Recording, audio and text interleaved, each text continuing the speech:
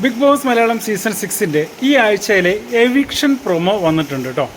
അപ്പോൾ ഓരോരുത്തരായിട്ട് എവിക്ഷനിൽ ഔട്ടാവുന്നതിനെ കുറിച്ചും എന്താണ് നിങ്ങളുടെ അഭിപ്രായം എന്നതിനെക്കുറിച്ചൊക്കെ ചോദിക്കുന്നുണ്ട്. നമുക്കറിയാം ക്യാപ്റ്റനും അതേപോലെ തന്നെ പവർ ടീമിലെ അംഗങ്ങളും അല്ലാത്തവരെല്ലാവരും ഈ ആഴ്ച എവിക്ഷനിലുണ്ട്. 12 പേര് എവിക്ഷനിലുണ്ട്.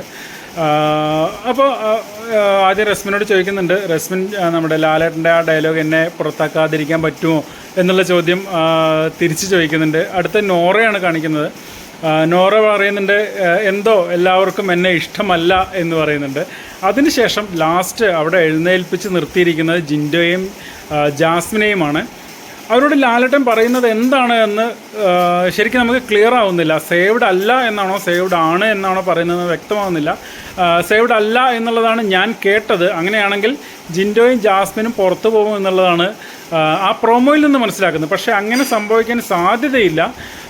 നോമിനേഷനുമായി ബന്ധപ്പെട്ടുള്ളൊരു പ്രൊമോ ആണ്. പക്ഷേ ജിൻഡോയും ജാസ്മിനും അങ്ങനെ പുറത്തു പോകാനുള്ളൊരു സാധ്യതയില്ല എന്ന് തന്നെയാണ് ഞാൻ വിലയിരുത്തുന്നത്.